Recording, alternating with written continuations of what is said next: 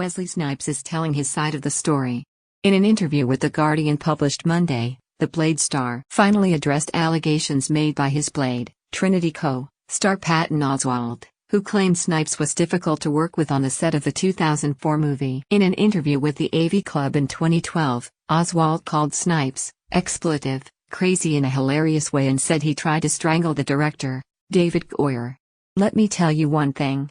If I had tried to strangle David Goyer, you probably wouldn't be talking to me now," Snipes said. "A black guy with muscles strangling the director of a movie is going to jail, I guarantee you." Talon of God, Wesley Snipes fights evil with his pen. Armed response. Watch Wesley Snipes back in action in exclusive armed response trailer. He firmly denied the accusations, saying it never happened. USA Today has reached out to Oswalt's representatives for comment. "This is part of the challenges that we as African Americans face here in America, these microaggressions. The presumption that one white guy can make a statement and that statement stands as true," Snipes said of Oswalt's comments. "Why would people believe his version is true? Because they are predisposed to believing the black guy is always the problem."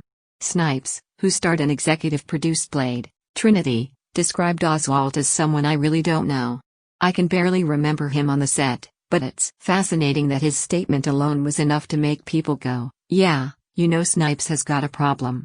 Snipes said his experience is a microcosm of the larger issue of Hollywood being run by white people for white people. Hollywood takes account all the celebrities who've been fired for their racist comments talking racism with kids, Shay Mitchell, Ricky Martin. More stars open up about fears. "I don't expect a white guy to go out and write the experience of a black guy growing up in the Bronx the way I grew up. How is he going to know that?"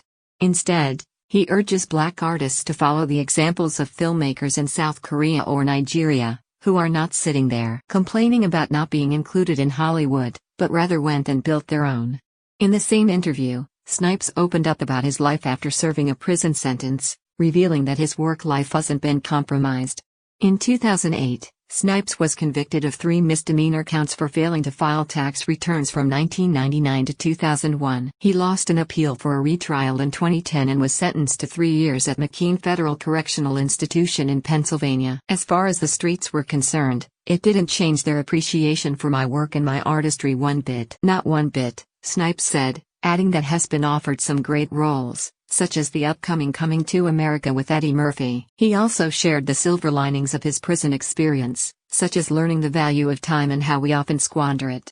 "I've gained so much more. I understand so much more. And if 2.5 years of my life were in meditation and isolation up at that camp out of the 100 I plan on living, good deal." He added, "I came out a clearer person. Clearer on my values, clearer on my purpose, clearer about my relationship with my ancestors and the great God and the great goddess above, and clearer on what I was going to do once I had my freedom back." Contributing, an Oldenburg.